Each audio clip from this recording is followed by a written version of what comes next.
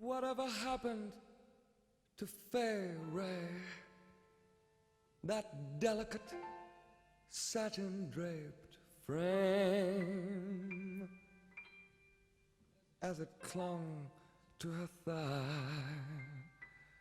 how I started to cry, 'cause I wanted to be dressed just the same. The academic judgment of a cult classic is a creative piece of fiction which transcends its original failings to become an iconic piece of text with a passionate fan base. The Rocky Horror Picture Show has been continuously playing in cinemas globally since its release in 1975. You've seen all kinds of movies, but you've never seen anything like the Rocky Horror Picture Show. With only 2 premieres in London and Los Angeles, the film was withdrawn for its 8 opening cities due to very small audiences. It was not until Tim Deegan, Vice President of Advertising at 20th Century Fox, spoke to distributors to re-release the film into the midnight screening circuit. Deegan envisioned the film's potential after seeing another cult classic, John Waters' Pink Flamingo's loyal, growing fans lining up every midnight screening. Look pretty for the picture, Connie. And with a brand new film poster launching the red lipstick painted lips, with the tagline A Different Set of Jaws, was our first peek of the soon-to-become iconography of the Rocky Horror Picture Show. There are those who say that life is an illusion, and that reality is simply a figment of the imagination. As Deegan predicted, repeat attendees began seeing every midnight screening. 1976, at the Waverly Theatre NYC, where the cult fandom emerged. In this period of time, New York City was the fear city, due to a rise of crime, and in contrast with the collective of youths, the Waverly Theatre was the safest place to retreat at midnight. Richard O'Brien's film revolutionized the dynamic between the screen and the audience, thereby creating a social phenomenon, a subculture. The Rocky Horror Picture Show combined formerly repelling aspects of popular culture into one experience with the purpose of expressing the creator's otherness, namely his transgender identity. I'm just a sweet transvestite. Hence the subculture grew from the need for a space to express what otherwise had to be hidden, because otherness deviated from the normatives of society. O'Brien created a communal experience out of something so-called taboo. The fans in turn can simulate the part of their lives that once was hidden. Within this investigation, we'll look at fan cultures from Matt Hills and Henry Jenkins, subculture theory from Dick Hebditch and Sarah Thornton, onwards to critical study by Jean Baudrillard, simulation theory. O'Brien began from a traditional background. He took years to openly embrace his own transgender identity, because there was no language to categorize himself.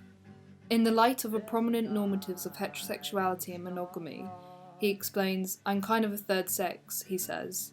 "I'm in the middle. There's a lot of male in me, there's no doubt about that, but there's a lot of girl in me as well." At a young age, he related to the themes in comic books, science fiction films, and gothic horror, with an untamed passion for rock and roll. O'Brien adapted these aspects of popular culture to express his otherness in forms of aliens, gender bending, and glam rock. This bore a new subculture. It's not just a movie, it's an obsession. They're members of a cult. So running around in garter belts and nylons, what do their parents think? Which is vital for the appeal of the Rocky Horror Picture Show, in showing the tint of taboo in all mainstream practices. Barry K. Grant formally explains the appeal of this subculture of cult cinema to be its transgressive nature, which they tend to achieve this ideological manipulation for a particular reflection of the figure of the other. O'Brien's ideological manipulation is the use of aliens and the like as primary characters. These characters are acting as representative figures in bringing the other to the forefront, which created a fandom of people living their suppressed lifestyles through these bold characters. As such, the simulative Rocky Horror experience was created. He could be described as a textual poacher, a term Henry Jenkins conceived, as in his youth O'Brien collected pieces of popular culture. Jenkins believes fans are poachers who get to keep what they take, and use their plundered goods as the foundations for the construction of an alternative cultural community. O'Brien's textual poaching stems from his resonation with nostalgic films and other forms of literature, such that he envisioned a film embracing his favourite aspects of all his influences. The process of creating such a film is described by Jenkins in his chapter Texts Become Real, which evaluates how such intense interaction eventually leads many fans toward creation of new texts, the writing of original stories. He points out how a fan would manipulate a text into their own words by recontextualizing, refocusing, and genre shift in order to personalize the initial text. This is how O'Brien conceived an alternative cultural community, which lives on through a wealth of others in the midnight circuit.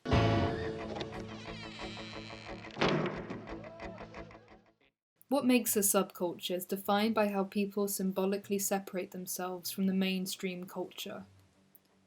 To theorize it, Dick Hebditch in Subculture Meaning of Style writes, "The meaning of subculture and style is the arena in which opposing definitions clash with the most dramatic force. Now, to identify a person of a particular subculture, we look to their signifiers, which are stipulated forms of representation. Rocky Horror fans derive their distinct style from the iconography of the film: leather jackets, red lipstick, corsets, fishnets, heels, and pearl necklaces. In terms of Rocky Horror, the ideas of fandom and subculture are vitally interlocked, since the one cannot exist without the other. Sarah Thornton termed subculture capital, which she elaborates in 4 main points: knowledge of scene, possession of relevant physical objects, appearance through style, and perceived commitment or longevity of identification with the scene.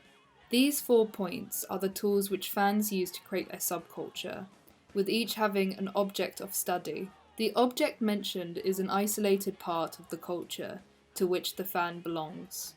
Once isolated, the fan will form their own attachments, emotions, and passions to the object, because it grants the fan a sense of self-identity.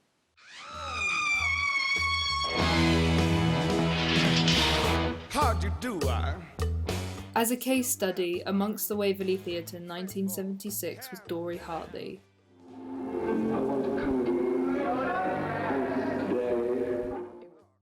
An 18-year-old punk was so overwhelmed by Tim Curry's performance that it literally transformed me into a new person.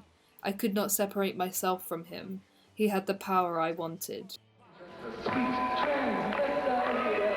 I need to be in that outfit and walk around and be that way. Hartley was synonymous with the part of Dr. Frankenfurter, before the concept of shadow casting was defined. Shadow casting is a practice of fans performing the film whilst the film plays on the background. This has been a global staple for the fandom and played out for the last 40 years. Notably, the film's origins are in the theatre. At first a stage musical in 1973, determines the text to live as a performance. Hartley invited the shift of the on-screen actors to the audience. The film as a passive object becomes a film as a relationship. Therefore, O'Brien's initial textual poaching began replicating itself. With the text living on stage, nostalgic fans return for each performance or screening so that they may indulge in this simulated reality as often as possible. French sociologist Jean Baudrillard conceptualizes simulation to represent, replicate, and redesign. He suggests our capacity to copy, reshape the human experience sometimes provides a sense of control since fabricated reality may be authenticated by ourselves, because it's our reassuring nature, so the simulation is offered by the film and manifests out of the desires of the fans. As hinted, Rocky Horror is transgenerational, because the desires of fans aren't restricted to date of birth. To identify with Rocky Horror is to identify with a moment in culture, rather than a moment in time. Old fans, new fans, and fans to come can all tap into the simulation, as it was originally created in the first emergence of the fandom. Formally, the cycle of repetitive viewing and rituals to join a memory in an event acts as a psychic model fashioned by their previous experiences.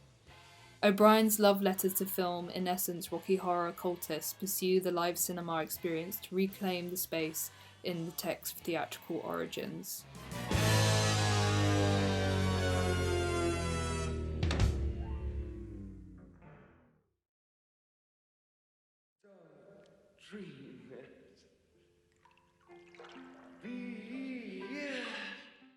An hour and a half of escapism can only be described as a transformational experience. Embodying the Rocky Horror iconography as a sense of therapy, collectively indulged through a subcultural rituals. Entering through the auditorium doors marks the beginning of a long-awaited simulation of what fans believe is Rocky Horror reality. A reality that solidifies its separation from ordinary life. In return, the viewer community enhances its own sense of community identity and intensifies its synchronized action. A reality in which the shadow world of the film image synchronizes with the live stage representation, which repeatedly draws in the most regular fan out of nostalgic awe. The rebellious nature of the Rocky Horror Picture Show was planted by O'Brien and has since been cultivated in the fans to test the limits of cinema. The fans have taken centre stage, meaning they are more representative of the film than the film is of them, signifying the movie from passive to active audience. However, without the creative works of O'Brien, none of the underlining text would exist to inspire the subculture. Don't dream it, be it. Don't get strung out by the way that I look. Don't judge a book by its cover. I'm not much of a man by the light of the day, but by night I am one hell of a lover. I'm just a sweet transvestite, transsexual, Transylvania. Let me show you